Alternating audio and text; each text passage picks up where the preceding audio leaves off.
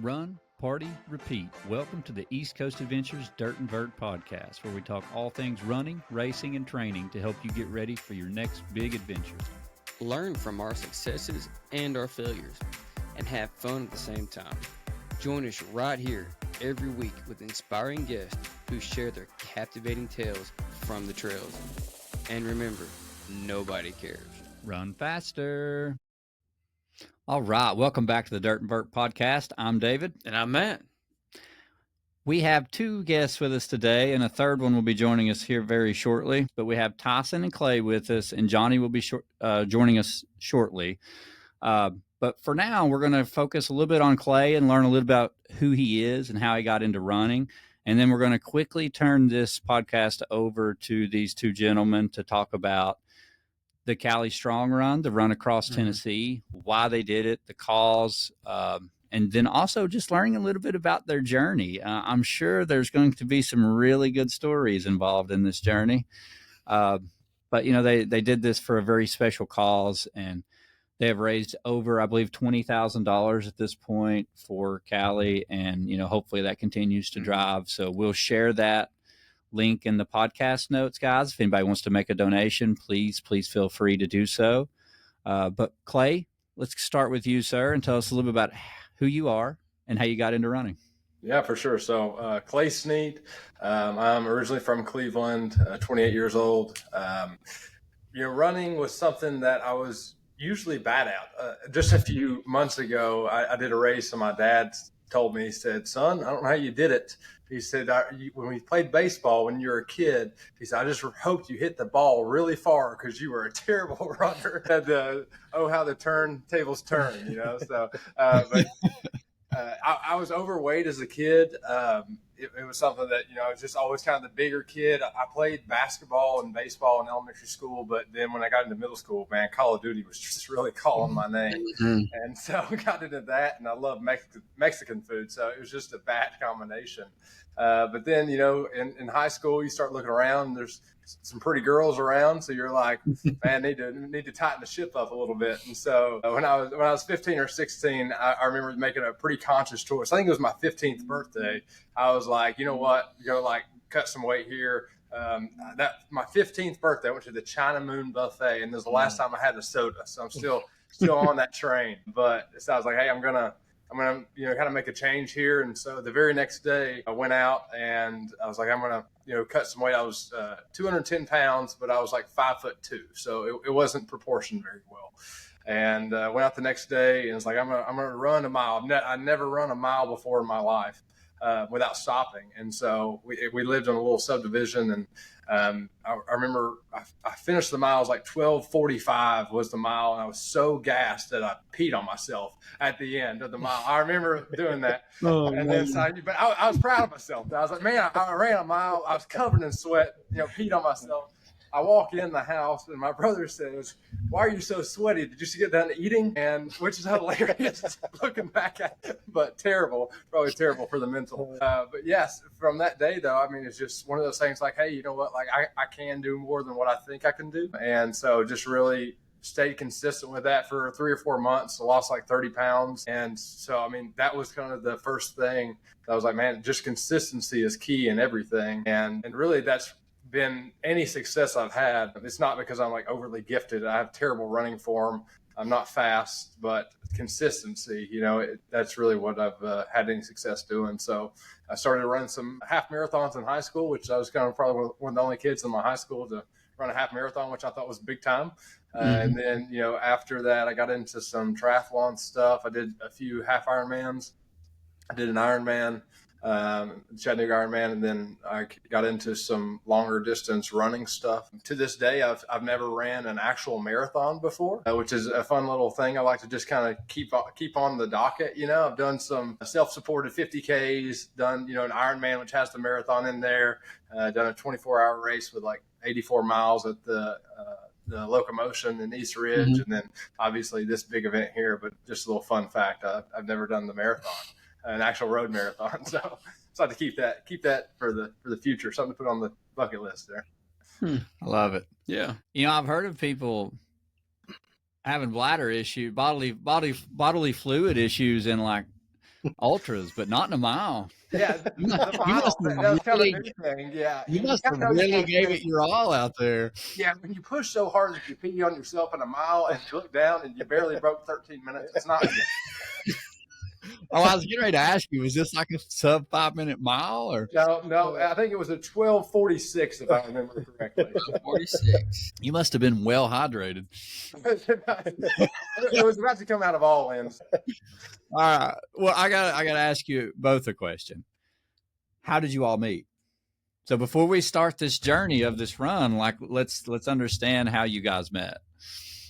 You go ahead. So it was kind of just really by chance. One of the girls I was trying to impress in high school, her dad owned a funeral home, and so they asked me if I wanted to pass out pamphlets at a visitation, and I was like, sure. You know, it pays $8.25 an hour. I thought that was awesome money. Oh yeah. And then 2 weeks later, they said we had somebody die in Polk County, and we'll pay you $25 to go pick them up. And I said, that sounds like even better money. And so I show up, and then this guy is driving the van out there. And so me and this guy go pick up a one-legged dude. Didn't know the guy only had one leg. I thought we broke it off when we picked him up. That's kind of how we met. We just started working the funeral home together, and then just became friends. You know, it's one of those things where when you work with somebody, you kind of grow close to them. And then even though I work for the fire department now, but we're still great friends. Well, that's awesome. Yeah. I'm guessing this girl you were trying to impress, this was before you peed on yourself? Yeah. The bad thing is that even after I lost weight, you know, it still didn't help. But at least I could punish myself in different ways now. Now it wasn't that I could sit around and think about it. I could just go out and run some more and just, you know, punish myself mentally. And he's married now, so he figured it out eventually. Yeah. There you go. Well, that's cool, guys. And then, so how did you end up doing this run together? Yeah, so Clay has always been somebody who has kind of pushed for me to be the best version of myself. You know, he's somebody who has always been in my corner as far as getting healthy goes, and that looked different over the years. I've done, like I spoke on the first time, every fad diet in the book. You know, we even, fun fact, went vegan together for like 10 to 11 months or something. We started a whole like Instagram for it to try and keep ourselves accountable, called the Herbrovores, you know, so we've done, you know, once you go vegan with somebody, you've really done everything with them, you know. So he's always pushed me and always been somebody that has, you know, always kind of pushed the boundaries of like what he's capable of. And I've seen that from afar. And over the years, we've done all sorts of different fun stuff together. But once he saw that like I was actually serious this time and like something was different this time, he's been one of my biggest supporters. So he came alongside me, as well as Trey and my buddy Brett that I run with all the time. These three guys were kind of like the pillars of like, if I'm going out trying to push myself to do something hard, I know one of those guys is going to be out there with me. Like, you know, if they can, they're going to be willing to do that. And so I kind of had the idea of doing something specifically for Callie and something specifically outside of the norm for me. You know, I'm still about 285 pounds right now. And, you know, it's not normal for a guy that size to go out and try and do a 100-miler or something, you know, something crazy. And so I had kind of had in mind that I was going to go and attempt a 100-miler for Callie at some point this year. And so I'd already started looking at stuff, and Clay had already had this idea of wanting to run across the state for a couple of years, I guess, maybe. Yeah. And he approached me in, I think, January. Is that what we had said? January. He approached me and was like, I'm thinking about doing this, you know, would you be interested in it? And I thought, this is kind of perfect, because I was already thinking of doing something crazy for Callie. And after Gone Loco, it kind of solidified that I wanted to do something even more extreme, I guess, with this, because it just kind of felt like 100 miles wasn't enough for Callie and wasn't enough for the struggles and, you know, the adversity that she faces every day. Like, I know 100 miles seems crazy and like a lot, but it just didn't feel like enough. Like, it didn't feel like enough people are going to have their eyes on this and going to contribute to this if we're only doing 100 miles only. That's crazy to say, I know. But it was just kind of us chatting about that over the course of a couple months and us putting those ideas together and realizing, hey, let's go for it, like let's go and make our own route and figure it out ourselves. Clay kind of had an idea of what he thought the route may look like and kind of had already planned where he thought we could go. And so we just hopped in the Jeep one day and took off driving up to North Tennessee and made the route ourselves. And we marked, the spreadsheets that we made. At the time, we thought those were really spot on, and we realized during it that maybe we had miscalculated some things. But yeah, we made a spreadsheet and even was like, 1.2 miles gas station, another mile down the road, no shoulder, like those kind of notes. And we were pretty meticulous about that and slowly just kind of formed this route together. And yeah, that's kind of just how everything started and came together there. Just a little perfect storm of my idea and his idea and us just going for it. Love it. Well, tell us a little bit about Callie now. So let's, how did you meet Callie? How do you know Callie? And then obviously, let's learn a little bit about her and why you did this. Yeah. So Callie is one of my best buddies, John Gibson. It's his youngest daughter. She's 3 years old right now, and she has NGLY1 deficiency, which I was actually told is supposed to actually be NGLY1.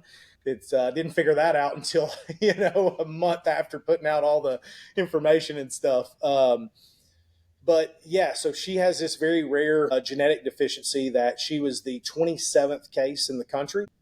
And for me, I learned early on from one of our good friends, Dusty, that one thing that he said to me very early on was that you need to find a why that's bigger than yourself. And for those days that, it's hard to get up in the morning and you don't want to get out there and whatever it may be, like you need to find something that is not just your own motivation to ensure that you stay consistent and to ensure that, you keep pushing the boundaries, and so she has been that for me, and I put her on my phone screen. Now it's her coming across the finish line, but before it was just a photo of her, and I kept that in my vest constantly when I was running. I'm somebody who typically doesn't use music when they run, but I still am going to have my phone on me, and one of the big reasons for that is just so when it got hard that I could just pull my phone out and look at her. And she has been a massive driving force for what I've accomplished in the last 10 months. And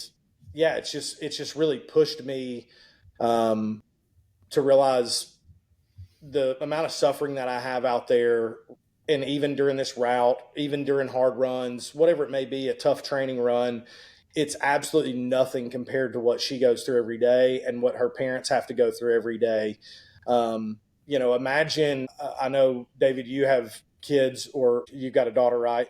And, it's like, imagine that when she were to get sick, like the doctors can't even tell you the answer, like it's just unimaginable to think about and something that nobody wants to have to deal with. And so we partnered with Grace Science Foundation, and we'll talk more about them, but they are kind of the ones who have all the information on NGLY1, and they've been able to come alongside John and Amanda and give them the information that they need. So that way, when they go see a liver specialist, they can tell the liver specialist who has no clue what NGLY1 is, hey, this is what you need to be looking for. And Amanda's a nurse herself, so that kind of helps there as well. But, there's tons of families across the country and across the world that don't have the means that they have and also don't have the understanding that Amanda has. And so we wanted to highlight this, and we wanted to make at least our community aware of what's going on.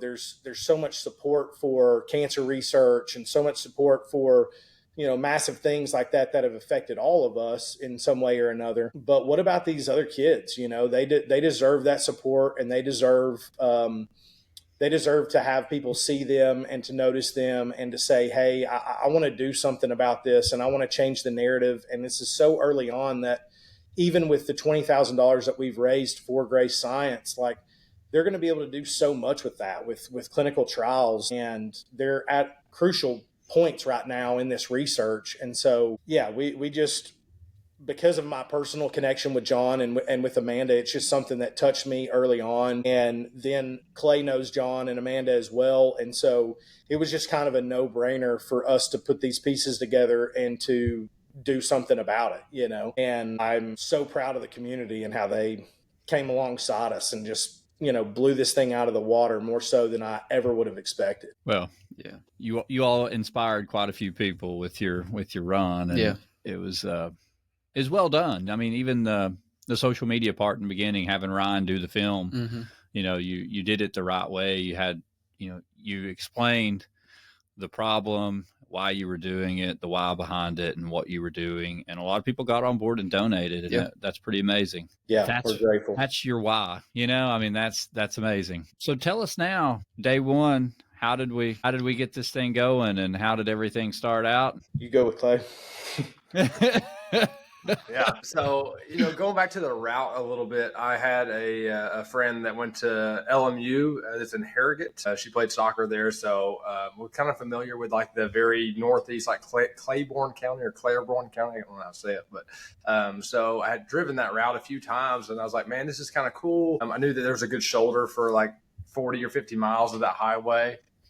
Relatively good shoulder. Yeah. And so I was like, man, this would be a cool thing to do. And then I actually got inspired by Laz. I read something that he was talking about, you know, him and his buddies. I'm not familiar with like what part of Tennessee he grew up in, but you know, him and his buddies would take like a weekend and say, hey, let's try to make it to Kentucky, or let's try to make it to Alabama. And so like that, kind of that dirt bag, like bootstrap stuff, I think it's cool. You know, I think that's why I haven't ever done like an actual road marathon. It's just like kind of too mainstream. Like, let's do something that's kind of just different and let's make our own route. Let's do something. And it's the only way that we're going to ever hold the fastest known time. If you make the route weird enough, you know, you got the FKT for a little while at least.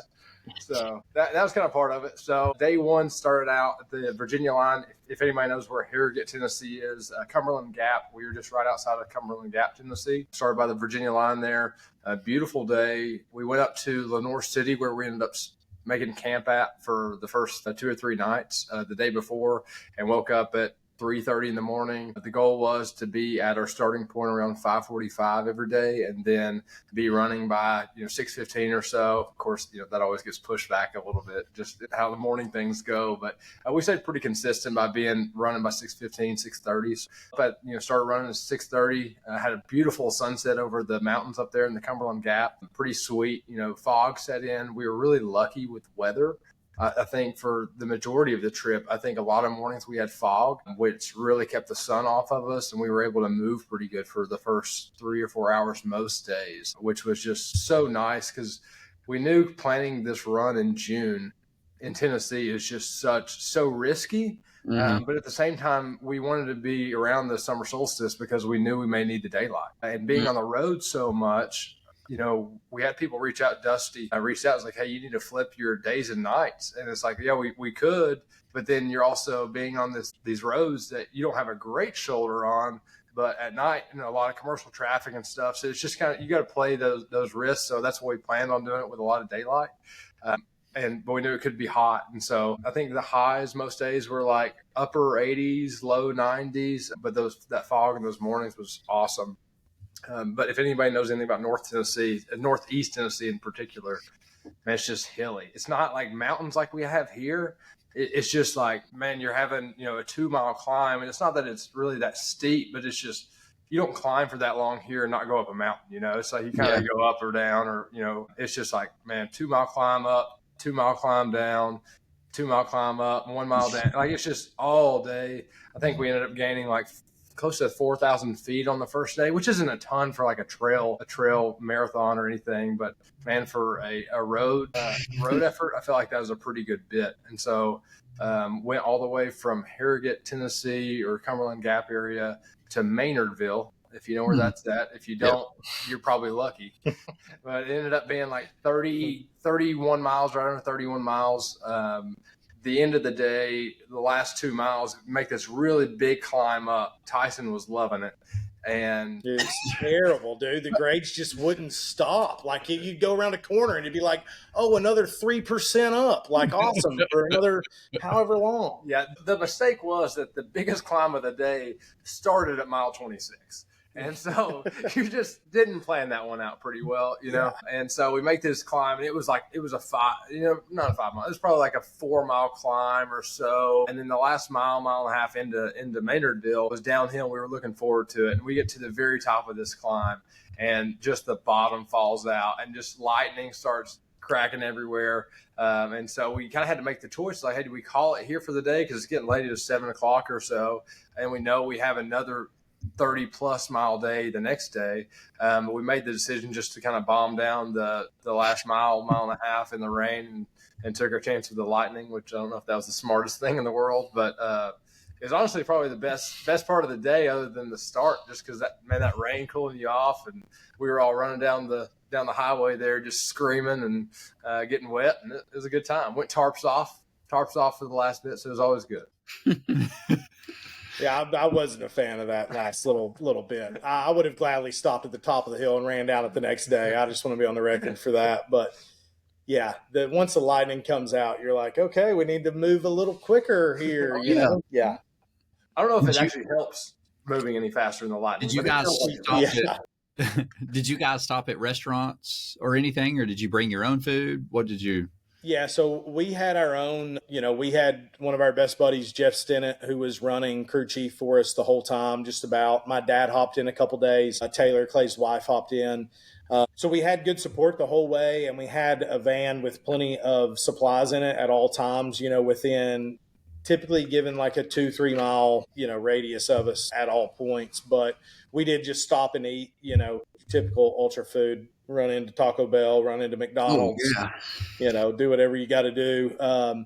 But yeah, we would make stops at the restaurants and stuff as needed throughout the day. And then probably would do that 2 or 3 times a day. And then the other times we would just, be using whatever we had, which we had so many people come in and support us on that front too. Like we had homemade oatmeal cream pies. We had, banana nut muffins. We had cookies, banana bread, all the different stuff, that people had baked for us and had really taken care of us for the week. So we had plenty of good stuff to eat the whole time. That makes a huge difference when you're doing those big efforts. I mean, banana nut bread is fire. Oh, yeah. The best, dude. These muffins were insane, bro. They were so good. So you got a good night's sleep the first night? Yeah, we didn't plan the sleep out very well at all the entire time. Like looking back, it's like, what were we doing? Yeah, it was. We wanted to have like a team dinner and everything. Johnny's flying in from Canada. Of course, that last day you're kind of in freak out mode of like, did we get everything? Do you have all your stuff? What do we need? Definitely got up to the farm later than we wanted to that day. Still, for whatever reason was like, no, we're still going to Calhoun's on the river and eating, team dinner at 9 o'clock or whatever it was. Not the move, and you're just fired up, just like you would be on a race day. It's hard to sleep that night before, and you're just like, you're really wanting to get out there. And yeah, we probably slept 3 hours, maybe 4 hours that first night. And then every night after that, pretty much, So yeah, we didn't do very good on the sleep before getting started, like we probably should have. It got a little easier when we got closer to town because that first night we were staying in Lenoir City, which is further north than we're in Southeast Tennessee, so border 2 hours 45 minutes from where we're at, and so we're like, oh, we're an hour north, we'll be fine, but it's still an hour 45 drive before we can even get started that morning. So we're having to wake up at 3:30.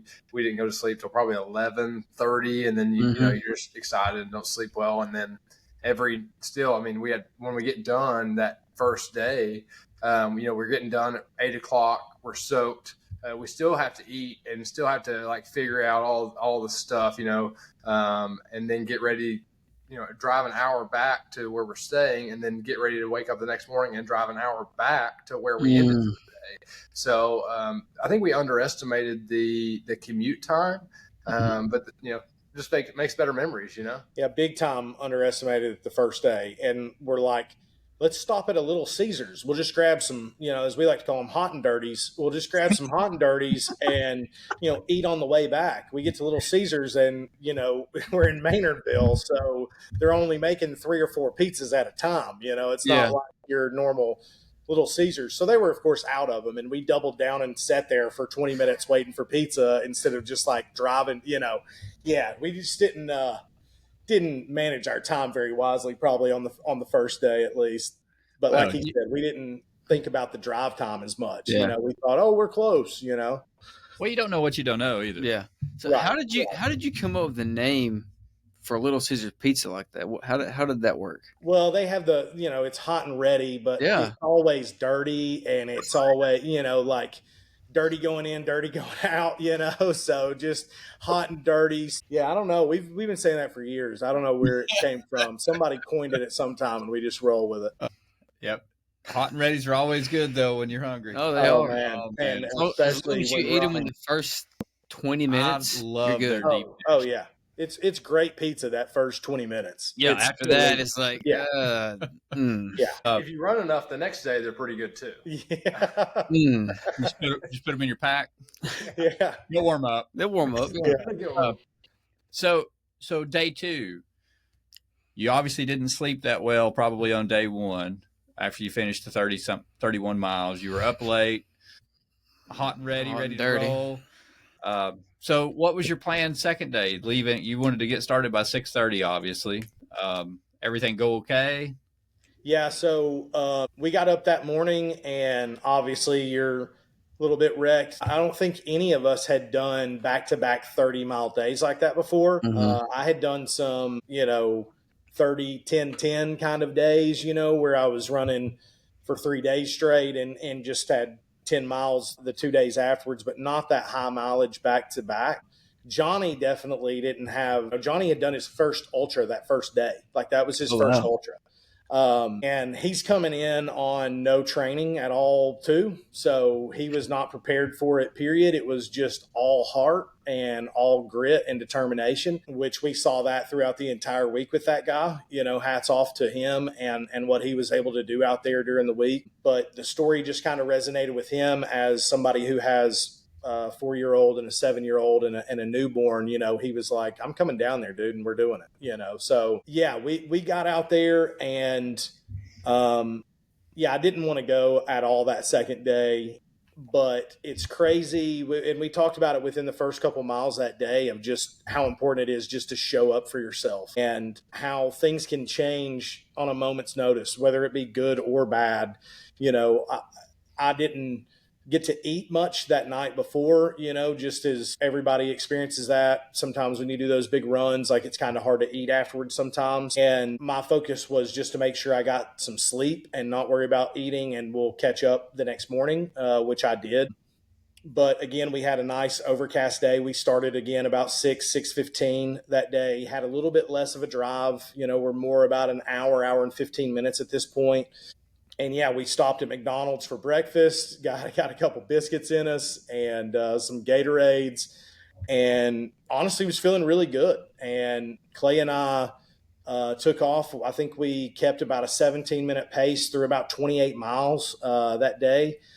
The cloud coverage was great until probably 12 o'clock. It was a little cooler than we thought it was going to be. So we tried to just take advantage of that and really hammered down on Tuesday, and I felt like it was a really good day. We had missed about 3 miles the day before because of literally having no shoulder, and there were so many industrial vehicles that were going by, dump trucks, oversized load. Apparently there is like one of those home manufacturers is up there somewhere, and Clayton Homes is up there. We had no idea until getting out there, and there's just oversized load passing you every 20 minutes, 30 minutes. Oh, wow. So this shoulder, there was no shoulder period. And so we made the decision to go around that spot and then collect miles back the next day. So we still did the same amount of mileage. So we made it into Knoxville that day and hopped on the Greenway and doubled back. So we made sure and made up those 3 miles, and it ended up being about a 35-mile day and some change. We ate at 3 Taco Bells that day as well. So really made up some groundwork there on the Taco Bells. Clay and Johnny and I had a little bet that Clay would not eat. Well, they thought it was going to be over 4.5 Taco Bells for the entire time. I took the under, and of course the under won. I'll let the record show. But yeah, we did 3 in the one day. So that was a bit extreme there. But yeah, it ended up being a really good day. And we get to the end of that day, and that's kind of where my problems started. Ended up releasing all of the Taco Bells that I had and much more by the time we got back to the farmhouse that night and started just having those GI issues kind of came into play, which then led to the heat exhaustion and the dehydration as well that I kind of battled with throughout the whole time.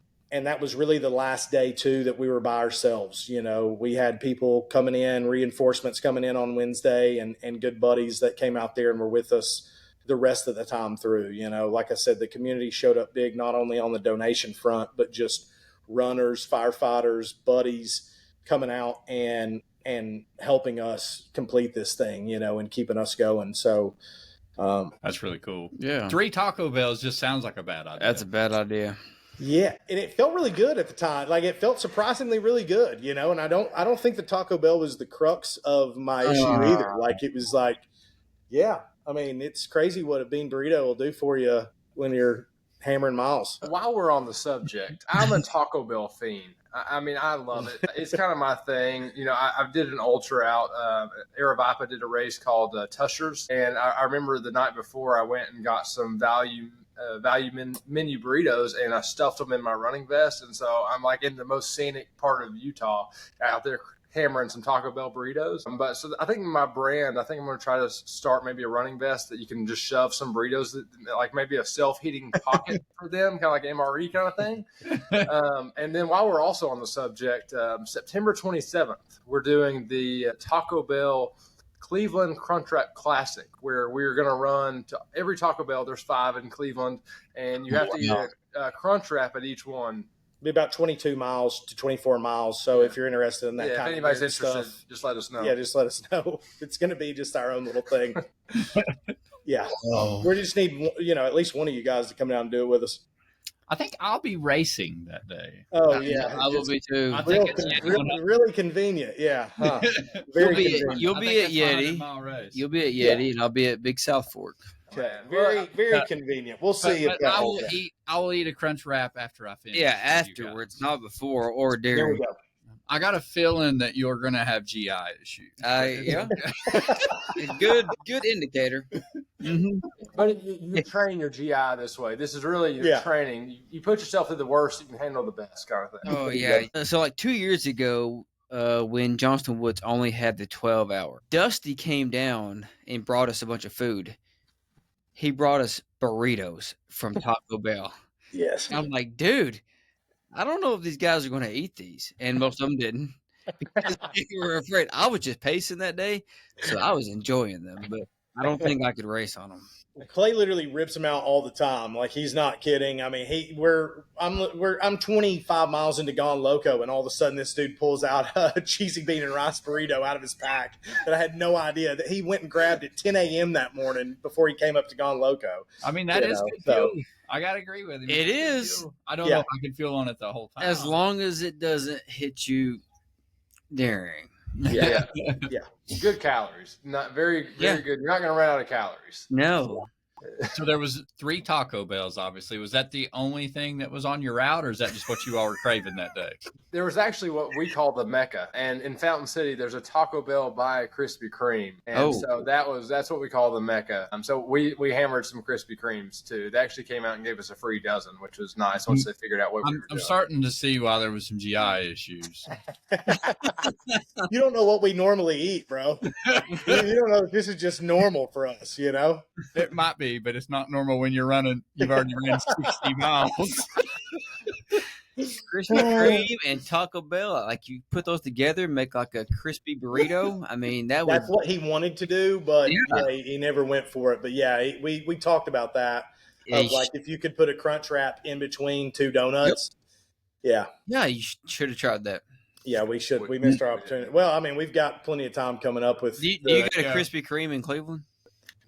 No, we don't. Yeah, we're gonna have to figure that out. You got to find that Dunkin' Donuts so you can make it happen. Yeah, there we go. Or the McDonald's now has Krispy Kreme donuts in the McDonald's. So there we go. And we got Townhouse Bakery. We'll just go get the local joint and make it work. Hopefully they'll make a McDonut double. That'd be interesting. Ooh. Yeah. Like that. Oh, we're about to go eat after this. So did you didn't obviously get sleep this night then if you were having GI issues? Yeah, I probably slept again like 3 or 4 hours, which was probably surprising that night. But yeah, it was really just threw up the one time and then just felt nauseous, the whole time, just kind of fighting that terrible feeling of like trying to get something down without dry heaving, Yeah, it was just, if I wasn't able to take in the electrolytes and, some liquid fuel, I probably wouldn't have been able to even do the 100 miles that I did, So Clay, I'm guessing you had no issues since you've been training running for the border for like years now.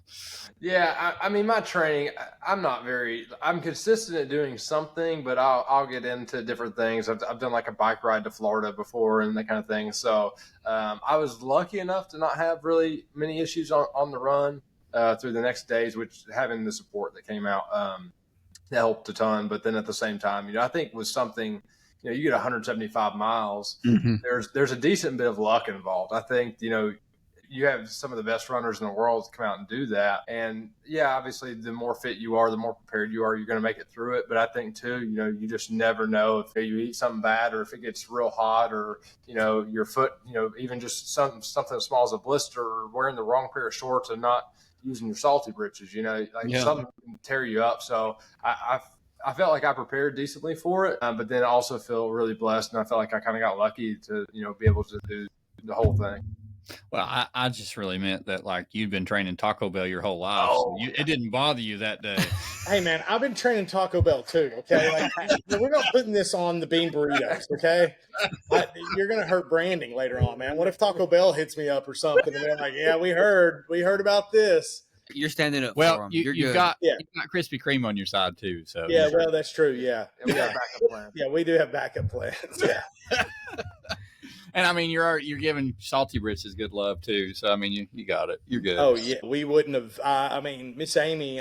she came through so clutch for us, and yeah, incredible company. I mean, we had some great partners for everything, but I said even early on, like, I don't need any free product or anything like that or whatever. We just want your support and want you to help get this story out and get some exposure for us. And of course, she sent me like 8 tubes, and praise God she did, because I didn't realize we were just going to go through 6 of them. Yep. I mean, it was we were definitely salty in the britches for sure. Yeah. And yeah, we needed them big time. So I've probably scarred all of East Tennessee with me putting on salty britches on the side of the road shamelessly every couple hours. And Johnny for sure was out of his element coming down to Southeast Tennessee and just realizing that, we had kind of no shame in our game, I guess. He was like, I can't believe you're just putting this on right now. I was like, man, if I don't put it on, this thing's ending right now,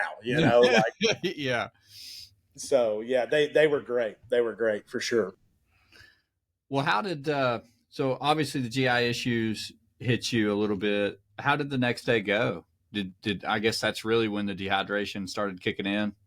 Yeah, and I guess I really didn't. I guess understand it at that point. I knew that I had the issues where I'd thrown up. I knew I was going to be behind on calories, that sort of thing, but I didn't realize how difficult it was going to be to like really take anything in. And we stopped at Chick-fil-A that morning. Honestly, I felt decent when I got up. I had that nauseous feeling, but I felt pretty good and was dedicated to knocking out another day in its entirety. And yeah, that's when the heat like really ramped up on Wednesday. And I guess Monday and Tuesday we had a breeze for most of the day. Even though it was hot, we had a breeze going. And then we got into Knoxville and we're going down Kingston Pike all day, and there's no shoulder, and cars just don't care. And then there's no wind at all. So, I mean, we're just kind of getting beat down at that point. And I guess probably 3 or 4 miles in was where I realized, like, this is going to be the hardest day out here for sure. Like, this is going to be your toughest test. And I was really having the self-talk of, like, remember while we're out here, it doesn't matter what you have going on. Take in calories when you can take them in. Whatever you think's going to work, just make it happen.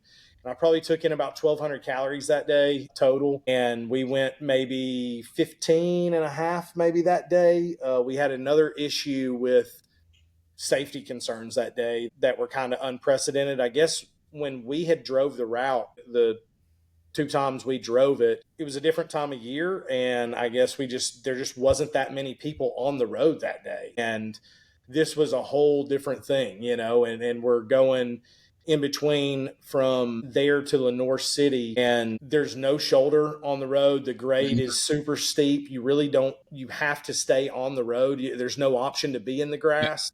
It was really windy road. So we're going to have to jump back and forth from shoulder to shoulder. It was extremely dangerous to even attempt, let alone attempt when we're 60, 70 miles into this thing. So we made, again, another hard choice of, like, we can't do this really 10, 11 mile section. And obviously we were bummed out about it. I wasn't as bummed out about it because of how I was feeling, but it was more or less like, let's figure out these 11 miles later. If we've got to make it up, we've got to make it up. Clay, of course, did that night. I'll let him share more on that. But yeah, we ended up going to kind of our finishing point that day in Lenore City and capping it. And so I did do that full day minus that 11 miles. But by the end of that, I was definitely at kind of the darkest point I was at. Called my coach, Chase Price, and he was like barking at me on there. He was immediately like, hey man,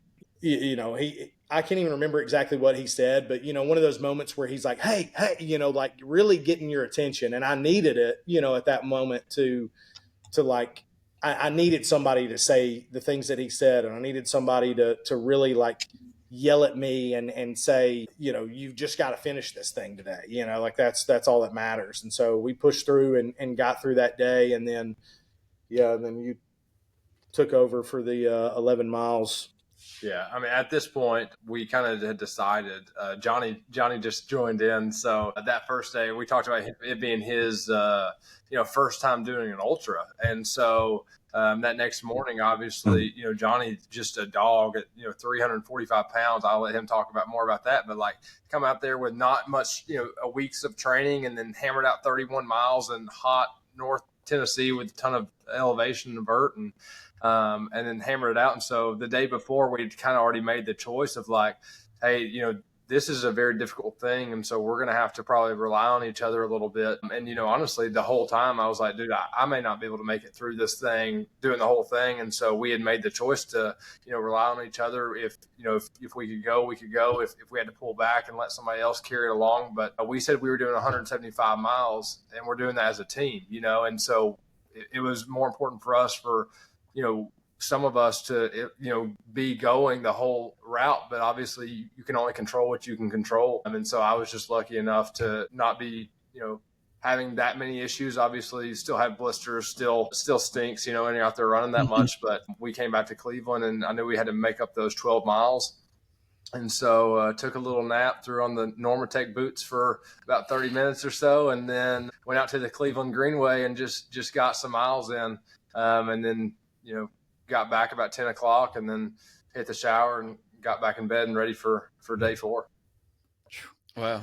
Yeah. So Johnny, just to catch you up real quick, we're on the 3 Taco Bell stop. So we heard all about that in the next day. So, and Johnny, they talked just a little bit about you and how you hadn't really trained much for this. You ran your first ultra on day 1. So that's pretty impressive. Then also Tyson also just disclosed that, he applied salty britches liberally to his entire body and kind of broke you in that way. Way too much. I was exposed to at least 15 new things I didn't even know existed in the running world, in Tennessee world, in America. It was just a wild week. Well, Johnny, sure. while we're at a pause between days, real quick, we'll introduce you. So if you don't care, just tell a little bit about who you are and kind of how you got into running. You can make it real quick, and then we'll keep rolling. Yeah. But that way, everybody kind of knows who you are and how you joined in. Sure. Yeah, I'm just so I'm Johnny. Hey, sorry, I'm at work right now. I'm Johnny. I was a guy a couple years ago. I was 497 pounds, so just under 500 pounds with a torn meniscus. And I started trying to change my life. I got into running about just over a year ago, last January. And I was 400 pounds at the time. I said, what can I do that's a big guy should never be able to do, or people don't think he can do? So I was like, I'll run a marathon. That should be easy. Um, so I ran a marathon the following year at about 360 pounds. Kind of obviously spent an entire year of my life dedicating that as like my number one thing. And started posting on social media, got a little bit, met a ton of people. And then these guys, about 11 days before they were going to run, they said they were going to run. And I'm like, well, I haven't run more than 6 miles in a session since January. So let's just go down and see how long I can hang with these guys. And it ended up like, I've never run more than 26.2 miles. So we ended up doing 31 the first day. I fell apart pretty quick. I did 20 miles the second day. So but it was wild. I knew I wouldn't be able to hang, but I just said, I'll at least till the wheels fall off, I'll just go as far as I can. And I'm still obviously a pretty large guy at 345 pounds. I mean, that's impressive though. Yeah, it is. What was so you had not trained more than 6 miles? Yeah, like I think I have 50 total miles since January because I've been on a little bit of a weight cut. Like I'm trying to spend some time cutting weight I got some other marathons and halves coming up, and so I'm like, I'll spend a little bit of time just dropping weight before I ramp up. And it was like a month before I was like, okay, I'm gonna start ramping up in about a month. And then these guys hit with that, and I was like, I can't pass up the opportunity. There's like 10 different reasons. Obviously, the main one was the story. I got 3 kids at home. So the story like smacked me right in the face, but it was like it was just way too easy in terms of logistics for me. I had to show up with shoes and a pack. These guys had everything planned out. You get to see a whole state. You get to meet incredible people. You get to have some sort of, impact. I think these guys credit me with more impact than I had. Like I was just a part. I love being along for the ride. These are like, oh, this was amazing. I'm like, dude, I'm just joining in on your party. You guys have been planning forever. 11 days notice. I just showed up with shoes and just tried to hang on to these guys' pocket as long as I could. I mean, that's impressive. Yeah. But, kudos to all 3 of you, though, because to show up on your very first day and run an ultra marathon, no training, and just do it, that's impressive. Yeah. And to turn around and even try to run again the next day. Most people would be so sore after the very first one that they would be hobbling through their home. So I'm confident that there's not another 345-pound guy on the planet that could do that. I would say you're right. And eat Taco Bell 3 times in a row during this. Well, I don't think I would have survived without the Taco Bell. I'll be honest. That was like you can only survive on Little Debbie's oatmeal cream pies for so long before you need some, even if it's powdered protein. You still need something. Tyson loves you. He's working on this Taco Bell sponsorship. You just gave him some credit. Man, I have bought more Taco Bell CEOs beach houses than probably anybody else on planet Earth. Like in my heyday, I was spending like $300 a week on just Taco Bell. It's at one point, so they owe us all something. Stock market coming in the mail. Okay, well now we're on. What are we on? We're on day 5. 4. Day 4. 4. Yeah, day 4. Yeah, day Thursday. 4. All right, well let's hear day 4. So day 4, we're going from Loudon to where we end up, Inglewood that day. And so we started off early, good weather, man. It was really good, and just straight down Grove Street in Loudon, and then hit 72 going to 411. And so we knew we would not have shade. This is our last opportunity for shade for the rest of the trip, really. And so we kind of took advantage of that.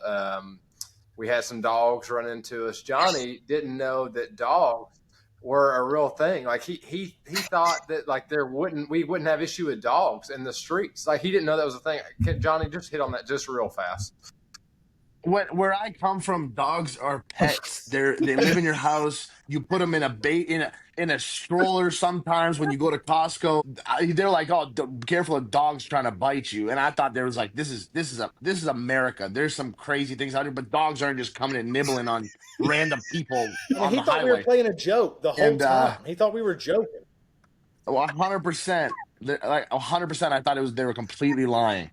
And we found out pretty quickly that wasn't the case. Dogs and snakes. I'm a Canadian boy from like I live across from Detroit, and like there's like 10 acres of woods in my whole city. Like it's like the most boring landscape on the planet. And these guys are like, watch out for dogs and snakes and salty britch every crack inside you. Like it was something. It was wild, But for sure. Tennessee and Kentucky, you definitely know that there's wild dogs. I There's remember lots of wild dogs. my very first 100-miler. I had no idea what I was doing. I show up and they hand me a bottle of pepper spray, and I'm like, "What?" They're like, "That's for the wild dogs." I'm like, "Whoa." Nowhere in this handbook did we talk about wild dogs and a can of pepper spray. I said, I can barely run 100 more miles. More or less spray this while I'm running? I was like, this isn't going to go good.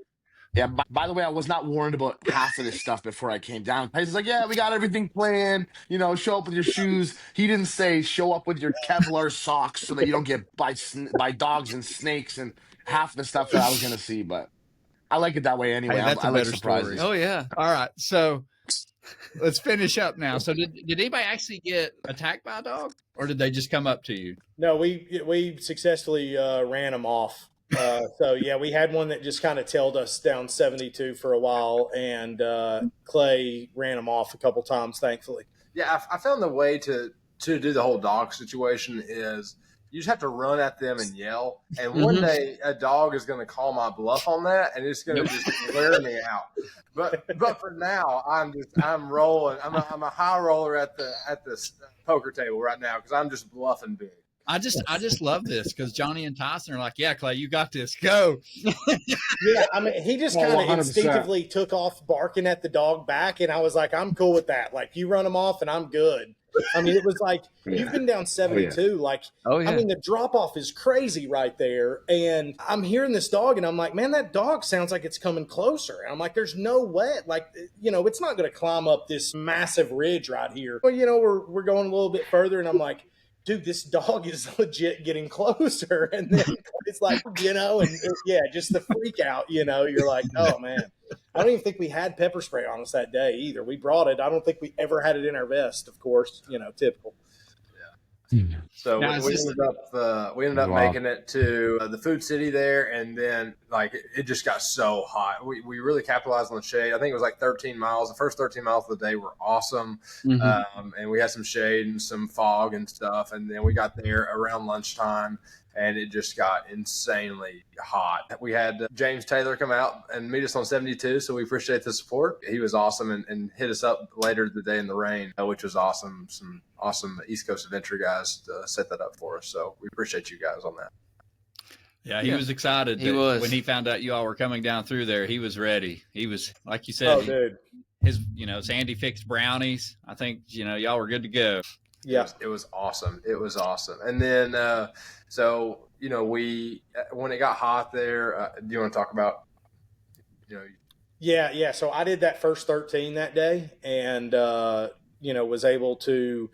actually was able to take down like some pasta salad the night before, and kind of felt like I was finally being able to eat a little bit more. And, it was once that heat kind of came back in, it just destroyed me that day. Like we get to the food city, and I started to notice that my heart rate was kind of going up, and we're kind of walking down at this point. We're pretty close to food city at that point. And I looked down, and I was doing a 22 minute pace, and my heart rate was like spiking up to 145, 150. And I was like, this isn't right. Started dry heaving a little bit. And that was when I called it, that day, and, really talked with my coaches and realized I needed to go get some IVs, and they were worried about rhabdo at that point. And, which I'm glad they were, like that's why you have those guys, because there's so much of me that just wanted to kind of push through and do that. But I kind of knew how stupid it was at that point, I guess. I really was not going to stop on Wednesday, and Thursday I kind of felt like I had to stop, matter of being smart, and probably wasn't in the best mindset or attitude that day too. I think I was really struggling with the fact that I had to stop and like couldn't be out there with the guys, but I was finally at a point where I felt like all I'm doing is holding them back a little bit, like they're going to have to pull back so much for my pace. I don't even know what I'm going to be able to even do out here. I got to Food City. The only thing I was able to eat was 12 pieces of sushi, and that was it, So I'm like, no calories, no carbs, no nothing. So yeah, that was a really tough day for me as far as mentally speaking.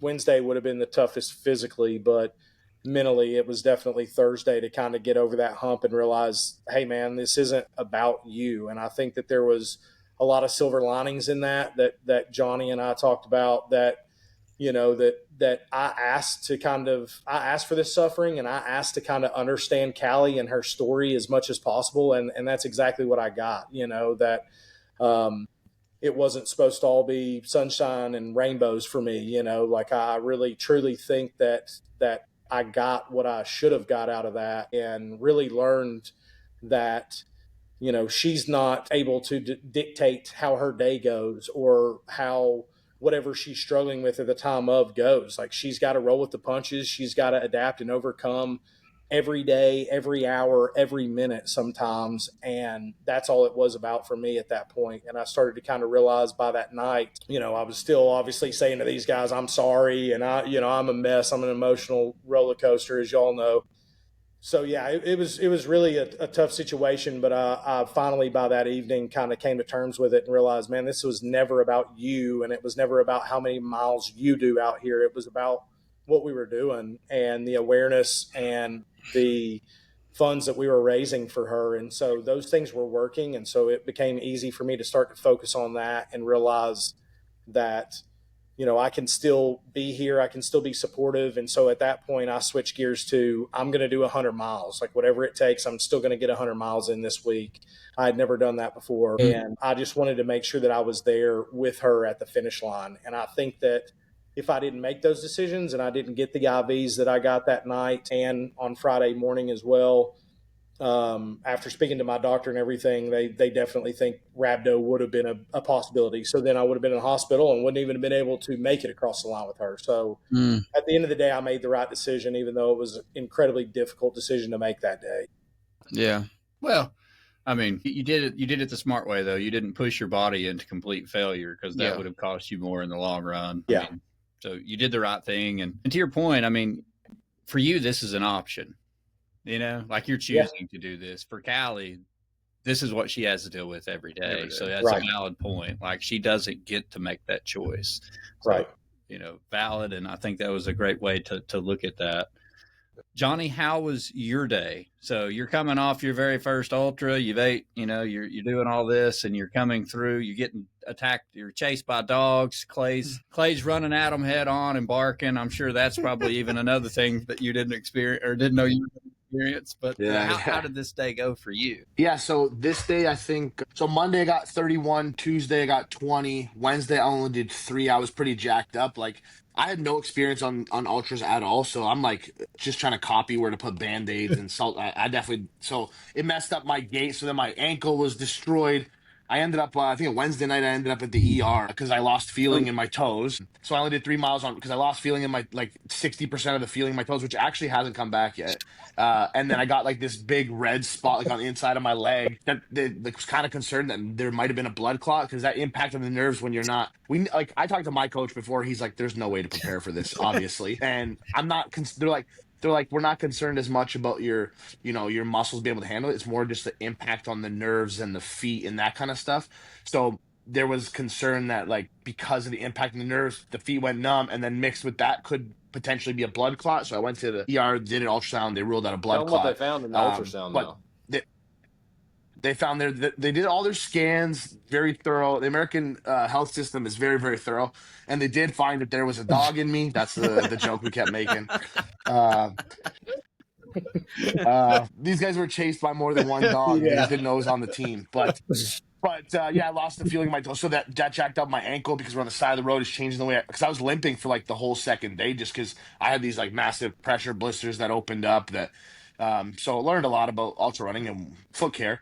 But day 3 is kind of where I started to add a little bit more miles. I think I ended up getting, I don't know what it was, 13 or 15 or something like that. Just at whatever I could do. I was jumping in and out with them. I did some miles around the house. I was just trying to chip away at that as much as possible, to try to make up some. But yeah, just jumping in, crewing them a little bit. But then also the other thing is if you continue to just keep push, it just prolongs you not being able to be at the end. And that was where we really wanted to be. So, like that was kind of the whole idea is like, do I just hang on for a whole nother day and then not end up being able to walk after and not making it across the line? Or do I, be smart, take a couple days, little active recovery days, which still sounds wild at like 15 miles, that being an active recovery day. Um, but that way we can make it to the end because like we said with Tyson, like I didn't come out there for this to be a Johnny goes 175 miles and make my ego and affect our lives after. We got out there to understand Callie, understand her suffering, and really to just raise support and awareness for her. And although the running, I was like, there was some twisted part of me that thought I was going to make the 175 miles, even if I had to crawl them all. But I'm like, at the end of the day, kill myself doing that. We far exceeded everything else we wanted to do, right? It was just the ego that actually is a learning lesson to like, this is a great opportunity for me to get smacked around and humble myself a little bit. So that's the way I kind of took it. So day 4 was, I think, I don't know what I ended up with. I got it logged somewhere 15 miles or something like that. Just jumping in and out with these guys, and also kind of at my own pace around the house and around some other areas, just to kind of chip away at some miles. Dude, that I'm going to tell you right now, that's impressive because of obviously your weight. Only been training 6 miles was your long run, but also your very first ultra was on asphalt. And that is 2 times worse than most people that start an ultra on a trail, because at least a trail's soft landing. Now, granted, a trail, you've got rocks and roots and all this, but it's a lot easier on your joints. So you do your first ultra, and I'm sure the camber of that road didn't help your ankles at all. No, it don't. It was terrible. Especially 72. And these guys I learned on day 3 that, anytime you can run on these, like the path or the grass, do it. And I'm thinking the opposite. I'm like, the gravel is less stable. That's probably, and then they're like, no, it's way less impacted. So I learned that on day 3, which is a little bit late. But again, I literally, like I said, like I had run like 6 miles once or twice a week for the last 4 months just to try to keep up a little bit of running, but I was more like lifting. But I'm like, I purposely on 11 days in, I was like, I just want to be surprised. I don't know if I thought it would be more suffering and I'd understand it more, but I'm just going to show up. I never did homework in high school, so I'm not going to start doing it now and figuring out how to prepare myself. I'm just going to go ahead and let these guys lead and see what happens. So yeah, I mean, I love it. It works. All 3 of you though, like that's to have the tenacity and the grit to just get up and go and do it. And the one thing for you, Johnny, is like you've never been exposed probably to Tennessee's humidity either. It's not the best. No, that is a game changer in itself, because your body cannot cool because of the humidity. So you're getting even hotter. And I mean, no matter what you do, the humidity in Tennessee is just crazy in June, smoking. And so you dealing with that on top of your very first ultra. And then, you got Clay, who's getting extra miles running towards dogs and back. So, I mean, there's so did you all, Johnny, they talked about their sleep a little bit. Were you getting any sleep at night? Just a question for you as well. I wasn't getting not enough. Like I had actually worked so when we started, I worked a midnight shift, 12-hour midnight shift on Saturday. I got off at 7:30 in the morning, then flew down to Tennessee. We ended up getting, I think, a couple hours before the Monday, because it ended up being like a late night or whatever. And then I was like we were getting, like, we can't, like, after the day 1, my nerves were like shocked in my leg. So like I was lying in bed. I think we had 4 or 5 hours to sleep, and I only got like 2.5 because I just couldn't fall asleep. And my legs were just kind of going a little crazy. So the sleep was definitely obviously played into a big part of it. But yeah, like I don't think I got a decent sleep, I think, on Wednesday, because I actually stayed back at the house in the morning. Like I woke up with them at 4. These guys were waking up at 3:30 in the morning. Like I'm never waking up that early ever. But I think Wednesday was the first day where I went back to bed till like 7, just to try to see if I can get some feeling back in my leg, because everything was just about like, okay, maybe later on in the day I could maybe get out and get a couple more miles. It was never like, let me just stop altogether and wait till Saturday. It was like, how can I continue to just keep chipping away with the least amount of downtime as possible? That's kind of all. Tyson did the exact same thing. Like, we're itching Yep. to get back out there. And it was like practicing self-control to be like, yeah, but we shouldn't. We should wait another hour, wait another 2. Like, it was always on the edge of their seat to when we get back out. We didn't do ourselves any favors by like both of us rubbing off on each other, because we're both pretty determined like people, and you know, we want to lean into like that grit and like being tough and stuff. And so, you know, there was multiple times where like he's having to talk me off the ledge, I'm having to talk him off the ledge, you know, and really, you know, it helped once we had that discussion about Callie and about her suffering, and really understanding that we're understanding that more, you know. And so, but before that, I mean, you know, we're literally having to have that conversation with ourselves of like, and to each other about, you know, we don't need to do this, we need to be smart about this, you know. But those are tough things, tough conversations to have when you both kind of have that willpower, I guess, in your spirit of like, no, we're doing this. A lot of lessons out there. Yeah. I say it a lot. There's a fine line between being extremely tough and being stupid. Yep. Yeah. You know, at some 100%. point you have to make sure that you're taking care of you. Yeah. And it sounds like you all made that decision the right way. Might have pushed a little too far, but you know, you didn't go off the deep well and just keep rolling. So, well, and we had to gauge what the reason for that was. Like, if this was like, the funds don't get raised and the awareness isn't there until we get 175 miles, like, all of us would have died getting 175 miles. Somehow we would have made it out. But when we were talking, we're like, it doesn't change the outcome of the awareness. So we'll hang as much as we can, but it's not going to live or die by the number of 175. That would just feed our egos more than anything. It's not going to help Callie in the slightest. In fact, it probably would end up hurting it, because we wouldn't be able to do more or be a part of it at the end. That's a valid point. Great point. And so, like the fourth day, I do want to mention this really fast. We were in Food City in Von Orr, and Johnny's at the house. We're staying in Cleveland at this point, and Tyson gets a text in his phone, and he just, it's from Johnny, and it says, "Where y'all at?" And I guess Tyson tells him, we're in Von Orr. And he said, "Sounds good. Walking your way. Just come. You know, I'll see y'all in a bit." It's 50 miles. I mean, Johnny doesn't know where he's at. He's like, "Hey, I'm going to get some miles and just start walking your way." It's like, there's no way to get there. You know, this shows kind of the type of guy Johnny and Tyson too. They're scratching at the bit, chopping at the bit to get back in it. But that fourth day, luckily, I think it made these guys feel better too. Is like, we started this as a team, and we didn't want anybody to be out there by themselves. But as we were getting closer to town, we were able to have Callie's uncle came out for the whole fourth day. And Tyson and our friend Brett, he came out for the whole fourth day. And so I think it was a relief to them to be like, hey, we're not leaving Clay out there by himself. We had more people join in. And then that's when we, like the fourth, fifth, and sixth day, man, the support was incredible. We saw Matt out there, drove down the road and shouted us out. And it was insane to see how much support that we got.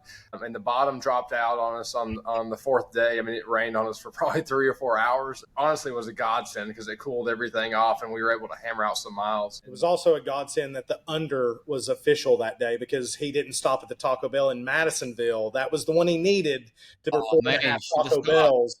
And the rain cost him, and he decided to keep it moving. So I was kind of glad about that. You know, yeah, Taco Bell and a Zaxby's are out there. Yeah.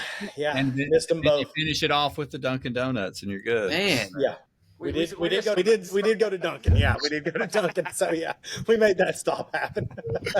Hey, you gotta feed that fire, baby. So did you stop there then with the rain? Is that where you stopped at Dunkin' Donuts? We stopped there to take shelter for like probably 30, 45 minutes because it started lightning. So we we had to make the call. I'm not very familiar with Madisonville, but there's a section of the road we were running. So we were like down there by the A&W store there, or the restaurant. And then we were like, hey, we're taking off some good miles. It got cool, you know, when the storm's coming in. It looked awesome. Like the wall cloud was right there. The wind picked up. And we kind of saw some lightning in the distance. We're like, hey, let's like push it. And so I think we ended up running, which was like our 20th mile of the day, you know, 80 miles into this journey. We ended up picking up and ran like a 7-minute flat mile to make it to the Dunkin' Donuts to take shelter that day, which is kind of cool. But then we took shelter there for about 30 minutes, and then we're like, hey, it's just going to rain for the rest of the day. We're already wet with sweat. Let's just hammer it out. And then James Taylor set up another tent for us down the road on 411 and ended the day in Inglewood with just the last 10 miles or so being in the pouring rain, but it made for a cool experience. That's awesome. Yeah. So where did you all stay at this? Were you staying at Cleveland at this point? Yeah, we were going back, kind of shuttling back and forth now, so it was a little closer. And then, day 5, it was kind of the same deal. Like, we had so much support, man. I called it the fire hall day. So I worked for the fire department here in Cleveland and ended up having like 8 dudes from the fire department come out that day Awesome. for different stuff. So like some guys joined in the morning, some guys joined in the afternoon, some guys joined in all day. So man, it was awesome to see that. Like, it was literally like the Lean on Me song, man. Like when you need a brother, when you need a hand, everybody showed up and showed out to be like, hey man, I'll get some miles in. And it wasn't, I didn't ask these people to come and do this. They were just like, man, I see that you're doing this. I see that you're getting close to town. And it's hot and it's hard. And they're like, dude, I want to come suffer with you. And it was really cool. I was really impressed with that. So day 5, we just hammered down from Inglewood to Ocoee. Oh, Yeah, okay. that's a good That's one. a good section. Yeah. Definitely hot. Yeah, I was going to say on this day at this point, like the humidity is probably even worse from all the rain that we had all had just Friday was experienced. real, yeah. So I think For Friday sure. was pretty hot. Friday was pretty hot. Now, Johnny, did you run any on Friday? Yeah, I ran on Thursday. I ran in and out on Friday. I mainly ran it. These didn't mention that these guys became a bunch of psychopaths on Friday and started doing 10 push-ups for every mile as well. So it was like I was jumping in on miles and then jumping in on just jumping in with the push-ups because I like push-ups. But these guys were literally banging out every 3 miles, 30 Holy push-ups for the whole day. I don't even know what their final count was. Like He's saying these guys, doing but I had an push-ups IV with in my arm at the doctor's office, so I was not a part of the push-ups either. So yeah, let's make that clear. We can't have people thinking I'm actually cranking out 300 push-ups that day when I didn't. No, the firefighters, like me, I was joking that they'd have to put me on like the July calendar month as a firefighter because it's like me and a bunch of firefighters in a Sonic parking lot doing push-ups. But so I got honestly don't remember. I have it written down somewhere, but I got in and out multiple times. Like I think I finished the day with them on Friday, jumped in and out it was Thursday, jumped in and out on Friday, and then just kind of just trying to do miles as I could. These guys also, I don't run a 7-minute mile. So like when these guys were turning on the jets, I was like on the end of day 3 when they cranked out to the 7-minute mile, I'm like, I will stay at the 13-minute miles over here for the last couple ones. But these guys is like it gave an extra burst to Clay as we were running, having those guys out there for sure. So in your Tyson at this point, you're getting an IV on Friday as well. Yeah, well, of course, I went back out on Friday morning thinking that I was just going to I had in my mind that I was going to do 7 to 10 miles again that morning because it was going to be overcast and stuff. And I got about a half mile in and realized that something was not right big time for me. And I realized that that was like the worst that I had felt. And it was something was really wrong in my head and was extremely dizzy, had a really bad migraine and everything going on. And so I pushed for about 2 miles and I hopped in the van at that point and made the decision. I was like, somebody's got to take me to the doctor. Something's like seriously going on here. And went and got some more medicine and IV. And that's where I kind of, doctor's orders at that point was like, you're not doing any more miles today, like that's the end of that for the day. So, but again, Johnny and I had that discussion the night before and I leaned on that and I leaned on that it was, God's way of showing me kind of Callie's struggles even more. And so at that point, my mindset completely changed. And now it was about, I'm going to be the best crew dude that I can be. I'm going to stop this whole I'm sorry and feeling bad for myself, whatever that is, Now my goal is to support Clay as much as I can, come alongside this guy and make sure that he's got the best crew out there. Johnny was hopping in and out, getting miles in where he could. And so I just stayed in the van all day. Towards the end of the day, I honestly missed a good chunk of that day because I just could not be out there and had to go to the doctor. But yeah, when I got back out there, it was a different mentality from that point forward and throughout the rest of the trip. You know, I was able to hop back in on the last day and get miles back and forth like Johnny had been doing the last couple of days. Unadvised. I probably wasn't supposed to do that, but I was determined to still hit that 100-mile mark, and I was so close to it that it looked really bleak for me at times, where I was just literally having to hop out of the van and do a half mile, you know, where I could. But yeah, everything kind of changed for me at that point, and Clay had such a community out there with him. I mean, at one point that day, I think there was like 8 to 10 guys running down the road, you know, together. And so, you know, it was powerful to see that like the team had changed from where it was just us three starting this thing to like we had a unit. You know, we had a really big team around us that was willing to make sure that the wheels didn't fall off completely, and that regardless, one of us or, you know, all of us as a team made that 175 miles, you know. So that was really cool to see from our end too. And we even talked about, because, you know, you just never know an event like this. Like, there was a possibility that even though I was lucky enough to be able to finish the 175, there was a possibility that, you know, I wasn't going to be able to continue either. And having that such big support group, we even talked about, like, man, as long as somebody comes out and just carries the torch. At this point, we're just carrying the torch to finish the 175 miles. And it was amazing to have that support. And really ever since we saw Matt in Madisonville, like, man, we had people hawking at us, waving at us, cheering us on. Like, you know, we don't know many people up and down 411. And I tell you, like, especially Friday and Saturday, there were probably 100 cars that, like, I guess had saw the story on Facebook or knew of somebody that shared it or something. And man, it was just that alone was an amazing boost to the energy levels that far into the trek. Yeah, that's awesome. What inspired the push-ups? Crazy firefighters, dude. I don't know. They got a screw loose. Yeah, one of my buddies says, like, hey, I'm going to come join you Friday. And I thought it'd be funny to be like, sounds good. We're doing 25 push-ups a mile. We're all doing that every mile. just to mess with him mentally before he showed up with us. And he's like, nobody told me anything about this. I'm like, well, I'm telling you now. So he got out there and we did the first mile, and he's like, all right, we got to do 25 push-ups every mile. It's like, this is going to be a ton. I'm like, yeah, man, it's what we got to do. And we changed it to 10 because we quickly figured out, you know, I obviously lied to him. We had not been doing 25 push-ups every single mile. But I wanted him to wake up that morning and with the fear in his eyes of like, oh, I'm about to do 750 push-ups. Oh, man. And that guy too, you know, he had only ran, I think 13 or 15 miles was his max at that point, and ended up doing like 20 for the day, you know? So, wow. You know, that was the other cool end of that, is like we had so many guys come out there and PR stuff, you know, like we had 3 or 4 guys that became ultra runners during this whole mission. You know, we had guys who hadn't done a full marathon that did a full marathon, you know? And so that was the other cool part of that, was just seeing like other people came out there and got their own personal goals happen in their support of Callie, you know? Yeah, that's awesome. that is awesome. So so this is Friday. Now we're moving into Saturday, and you stayed in Cleveland Friday. So that means your commute's not too bad. Yeah, pretty good. Yeah. What is Saturday like now?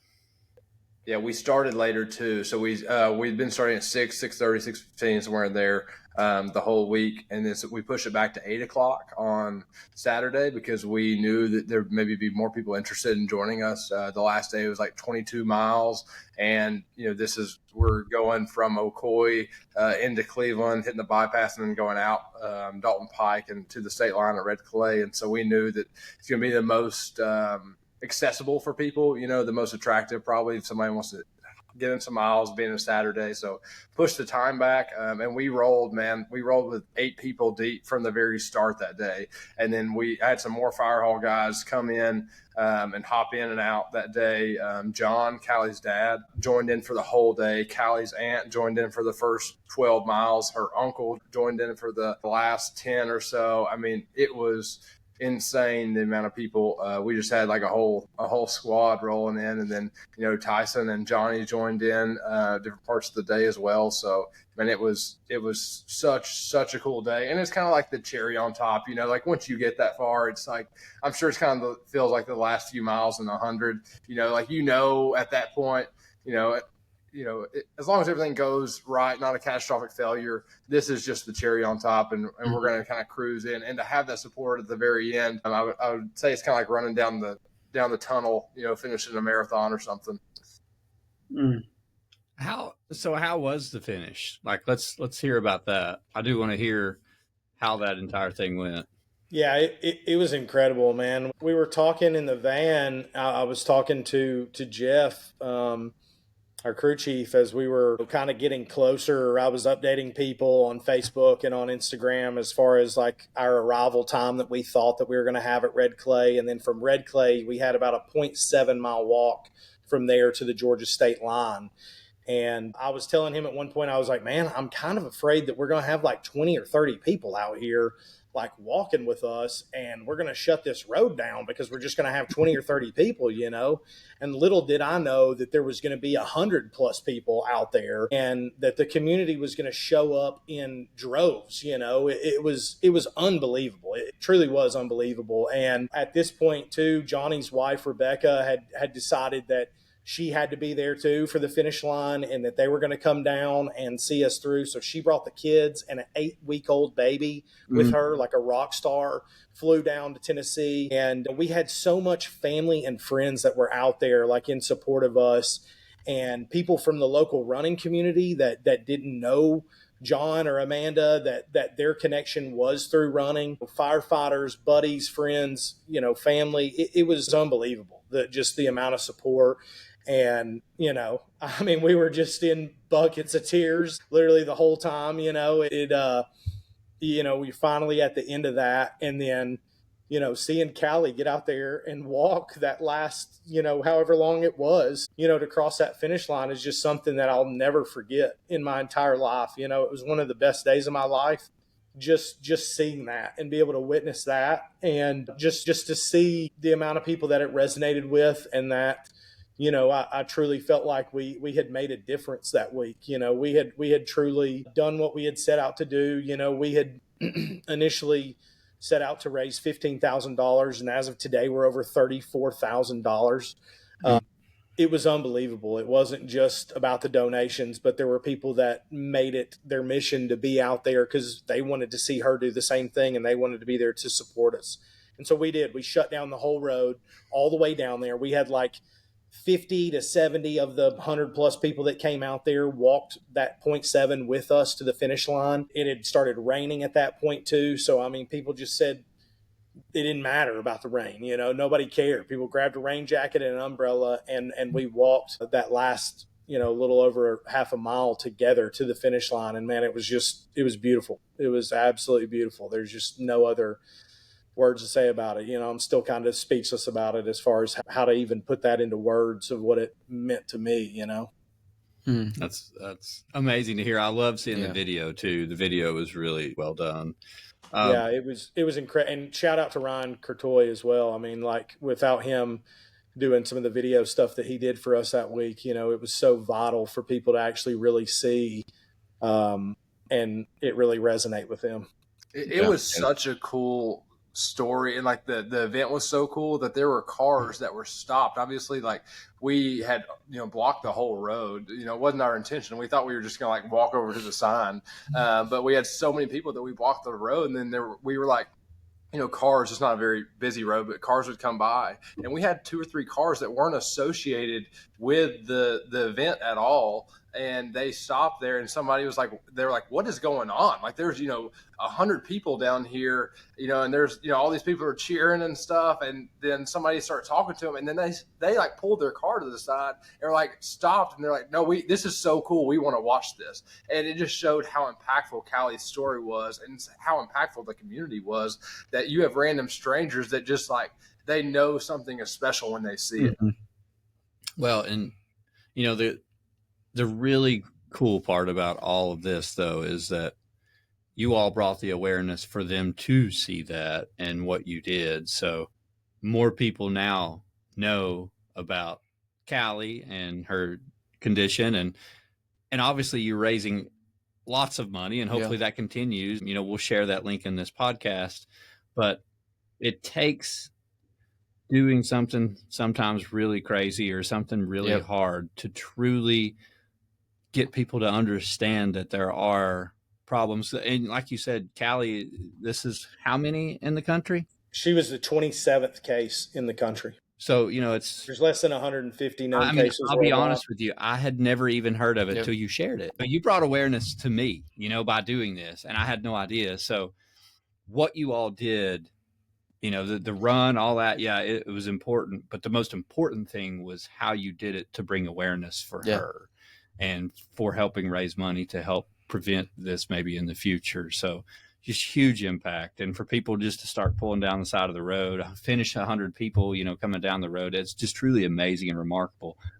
But it takes a community, and it takes some special people to build that community to get it started. So thank you all for doing that. And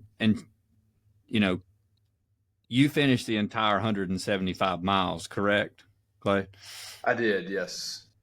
Did that, I'm sure that was probably special for you in a way too, even though you all were doing this for Callie. Like, this was something you wanted to do regardless, and you were able to do it. How did both of those events resonate with you?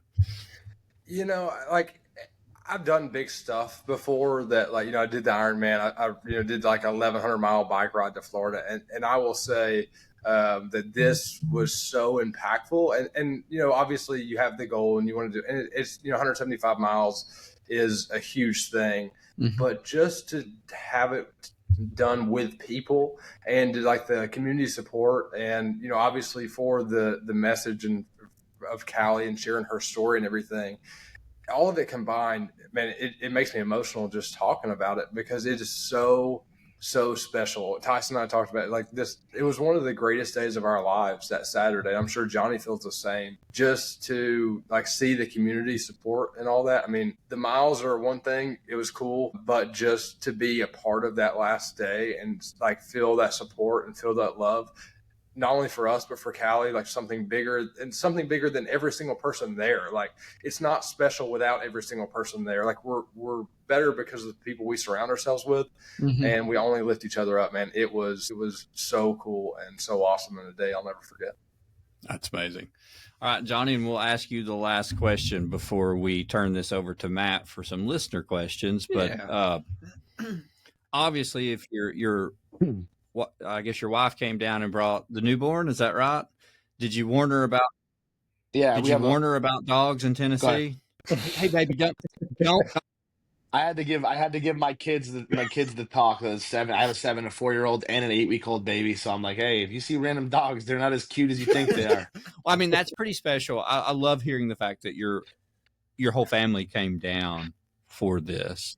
And that's really cool. Yeah. How was this last day for you? Yeah, so I got a pretty unique kind of way of unique vantage point to this whole thing, because even my wife on Thursday, I talked to her on the phone at 3 p.m. and I'm like, if you're crazy enough to get on a plane with 3 kids, then she's like, I just want to be a part of this, because for her it was like, I get to be part of this whole special thing and meet those people, and she had some serious FOMO for sure. So she ended up landing at 1:30 in the morning in Knoxville, which is an hour and 15-minute drive to Cleveland. So we didn't get back, kids and wife back at the hotel at 3 o'clock in the morning, ready to start the next day. But I got to see, my kind of vantage point was so unique because before these 6 days, I didn't know anybody. I knew Tyson through social media, never even met him in person. I kept joking with him all week and saying, okay, now I'm 79% sure you're not going to murder me. And then the next day, we were a little more bonded now. Maybe I'm about 83% sure now today that you're not a complete internet psycho. But I got to see, it honestly felt like I had developed a family in 6 days. I came here, everybody, it was the most hospitable place I've ever even experienced. It was something surreal. But to just watch everybody, all different backgrounds, I didn't know anybody. So from my vantage point, it was like everybody is here for one special little girl who has no idea the impact that she's made.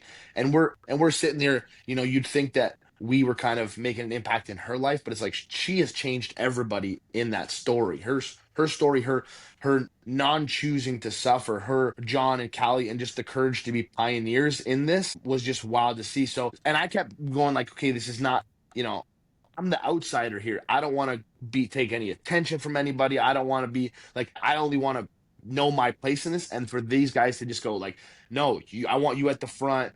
I want you to walk with us and cross the finish line because we started this thing together. It was very, very humbling for them to just allow me to be a part of this and just soak it all in. Because my fear going down there was that like people would think that I was trying to kind of jump on this 175 miler to like have some sort of clout for myself, and that wasn't a part of it at all. I told these guys from day one, like, I'll leave the phone at home. Like, I don't need to post about it even one time. And it just kind of worked out that I just got to be a part of this and bring a little part of the impact, and really just see a community. Like, it was something I've never seen that done so well, this community of everyone just rallying around a family, and even then we have no idea what they go through on a daily basis, but just everyone just supporting and making it only about her was something really special and humbling to be a part of. Definitely honored to be a part of that. Well said. Yeah. That was a great perspective, Johnny. So thank you for sharing that. And honestly, all three of you had a little bit different perspective, and I love that. And how did your wife, what did she think? I mean, she flew down here to see all that. I'm assuming she had kind of similar feelings watching it all. Yeah, she was like, her idea was like, if I can just suffer through a plane ride is the easiest suffering of all time compared to what everyone else is going through.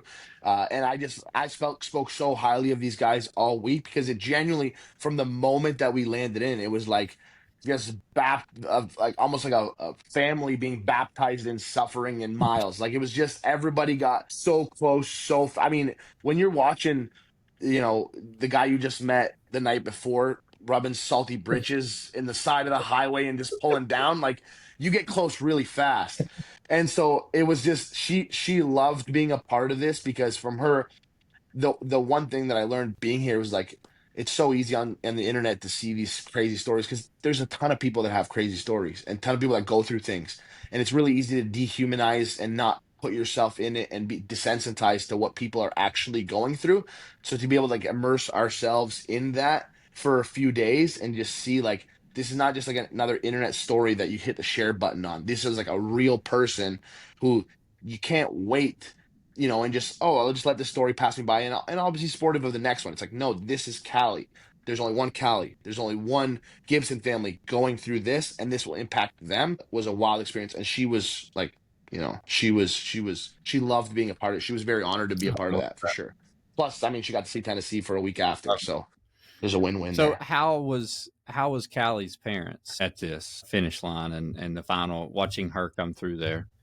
John's pretty much a crybaby just like me. So yeah, I don't think it was anything but just tears and hugs. You know what I mean? It just, you can just see, for so long, I think that Callie, with her being so young, I mean, it's natural that anybody's going to carry their baby around, you know what I mean? And so a lot of people probably even didn't know that there was anything going on, at all for a long time. And so just kind of seeing almost the relief on their faces of like, someone's doing something about this now. Like somebody cares enough to do something crazy and to try to make a difference here. And then to see the ripple effect from other parents that have messaged me on social media that have children with NGLY1 and hearing their messages and their thank yous of like what we're doing and how much it's going to impact them with what we're doing, even though that we may not know, their kids, it's unbelievable, like I know two more kids' names, Eva and Quentin, that I didn't know beforehand because of this, that both have NGLY1 as well, and have had to go through this same nightmare that Amanda and John are going through. And so, just kind of feeling that immediate impact and just seeing it on them, just, I would say just a sense of relief of like, finally someone is looking at this and finally someone wants to do something about it, and just the power in that. I love it. Guys, thank you so much for sharing the stories and giving different perspectives. We've about an hour and 40 minutes in, so we'll start to like taper off here and give everybody their time back. But Matt was while I was asking you a couple questions, he's been pulling up the listener questions. So we do have a few that he would like to ask, and then we'll finish off the podcast. The first one is, what exactly is Callie's condition? What kind of side effects does she have, or some of the struggles that she's actually going through? Yeah, so NGOI1 is a rare genetic deficiency, and with that, it can affect their liver. It can affect like even their tear ducts, like they're not able to produce tears and stuff. She is nonverbal in a sense, even though she is kind of getting better at that. John and Amanda can tell what she needs and wants, and they're doing better with that every day. She was told that she would never walk, and she's already kicked that to the curb, as you saw. And what a lot of people didn't see either is that she doesn't always have to walk with that walker. She's taking steps now on her own, thankfully, because of the physical therapist and the people that she's working with. And like I said, it's completely under-researched and unknown. There's so many things that people have no idea about still with this. And so she's kind of already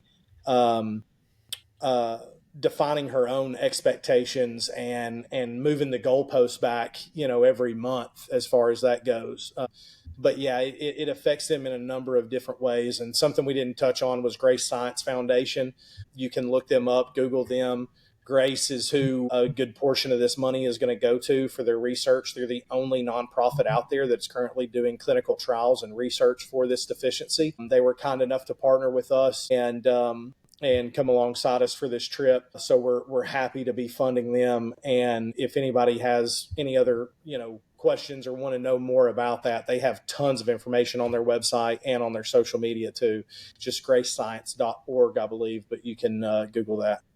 And one thing I want to mention, John, Callie's dad, the last day he ran the whole day with us, and I don't want to tell exactly what he told me because I'll misremember it. I don't want to give out how Grace Science is fighting this, but the money that we raise that goes to Grace Science, they're obviously trying to find a cure for this NGOY1 deficiency, but what he was saying was that the way that they are thinking that they can find a cure for this, they can also treat other genetic disorders. And so even though they're searching for a cure for NGOY1 deficiency, stuff like type 1 diabetes, even stuff like Parkinson's disease, if they find a cure for this, the way that they are trying to do trials right now, it could be, across all of these different diseases and genetic disorders. And so even though NGOY1 may not affect you directly or a listener directly, it's like when you give to this, you're not just giving to Callie, a girl that you don't know, even though you should. It can also impact every single one of us later in our lives or our family members. Or it was amazing to hear that and just hear how awesome Grace Science is and how what they're doing could affect really every person in the world. We all have people in our lives that we know that have different genetic disorders or health problems. We'll tag them in this post for social media so that people can click there to go over to their account. I was looking at it today, so we'll make sure we get that on there. They're doing some really, really fantastic stuff. Thank you for sharing that, Clay. That's good points to add to this as well. All right. The next couple questions are just some of the questions about you being out on course and some of the stuff you saw. Let's see. What was the worst city or town that you went through? Oh, man. We went through some places in Vol State, man, that you're just like, I really don't want to go back through there. Yeah. Johnny, you got a specific spot? You don't live here, bro. Well, here's the thing. I want to be allowed back. Like I love Tennessee enough to move down there. So let's just say I never went to a place that I wouldn't There move you go. to. Let's just say that. But there was some there was definitely some highs, definitely some lows, but everything was all pretty good. And the people were just awesome all the way through. I'll be honest. I was laughing every day, multiple times, like spitting out what I was drinking because everyone was just. Strangers were making me laugh. There's a lot of I'll be truth honest. to Southern hospitality. Yeah. And everyone's just so cool and nonchalant. Like, I don't know if these guys told you about the guys at the gas station day 2, which I took that. Guys at the gas station, I'm walking to my pack day 2, hey, some guys are just having a coffee, some older guys, and like, hey, was that you? Was that y'all up the road yesterday? I said, yeah, we're running across the state. And Buddy goes, well, something to do, I guess. And I was just like dying. I'm like, everyone's just so cool down here. Like nothing phases anybody. That's pretty good. Something to do, I guess. Something to do. All right, we'll move on to a better question.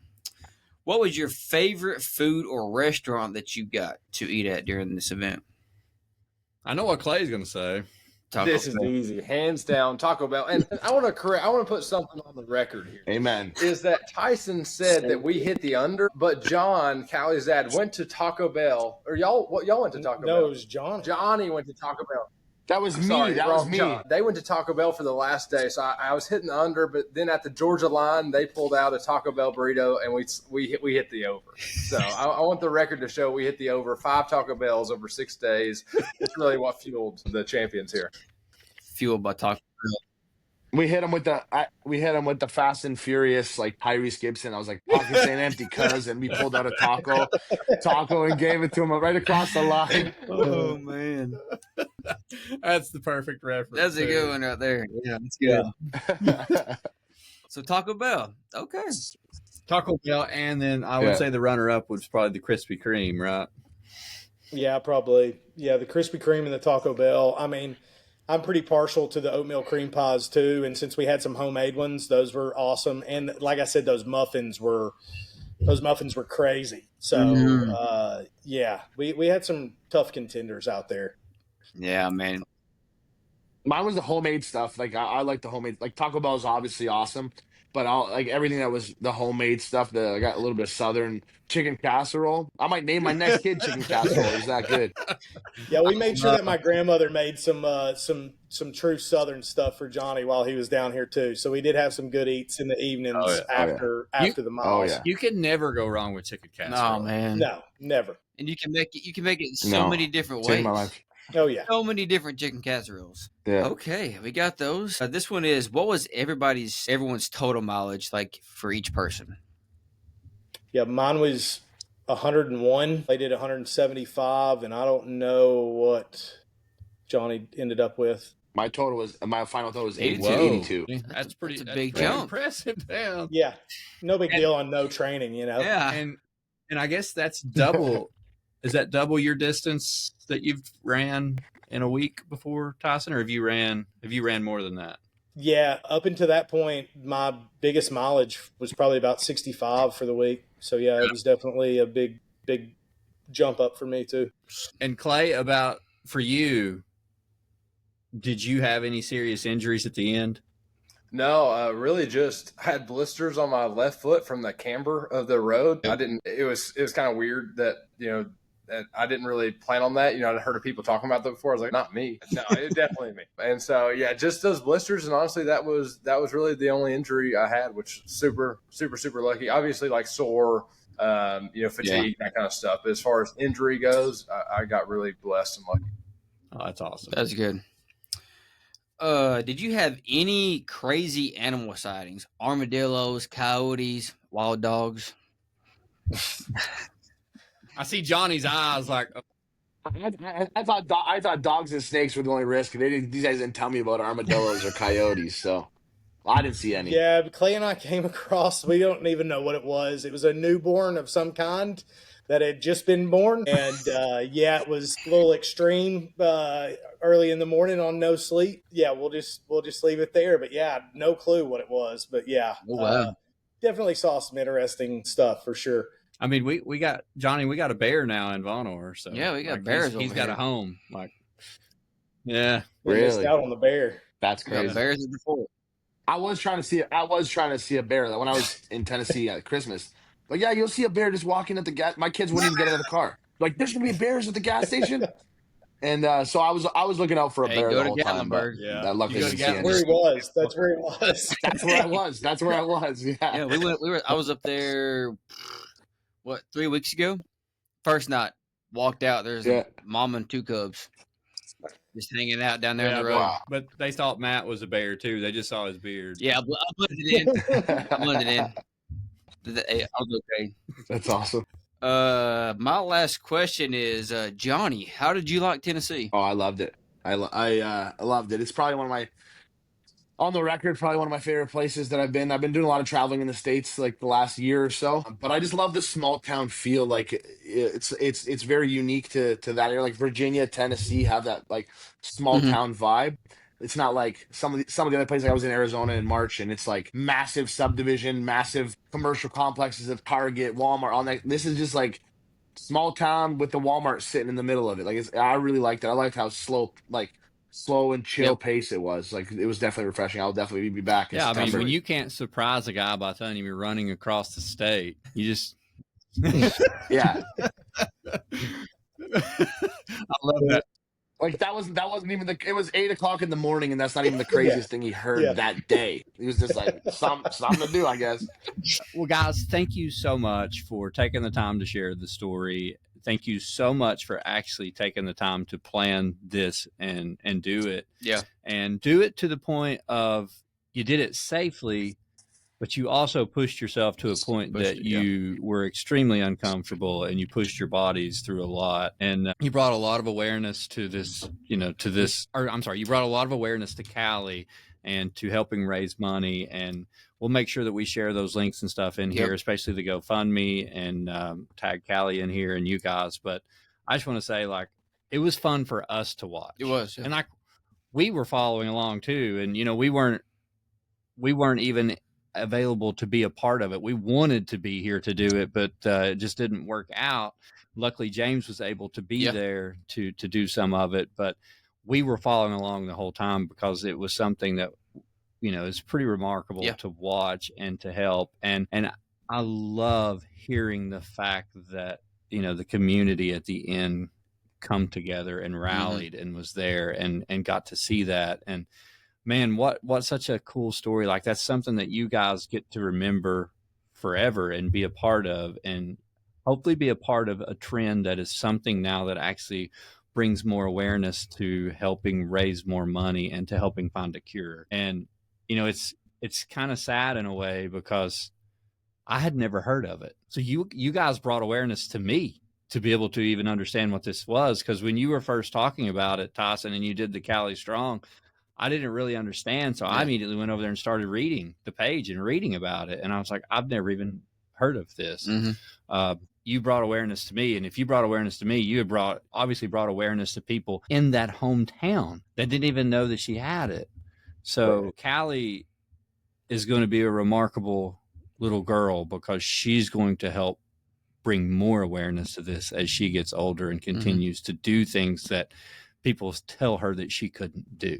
And she's already doing that, and she doesn't even understand that. She has the capability to truly help change this, and you guys were the start of that. So I just wanted to say thank you from us. Is there any final words, Matt, from you or you guys that you want to say before we close the podcast?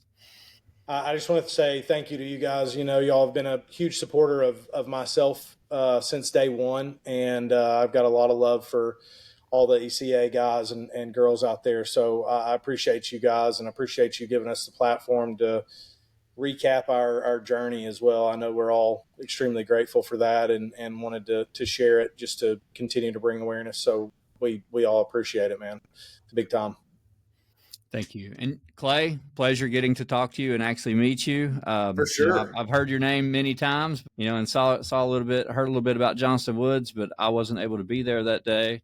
And Johnny, I got to meet you a little bit just following you on this journey. So it was kind of cool to see.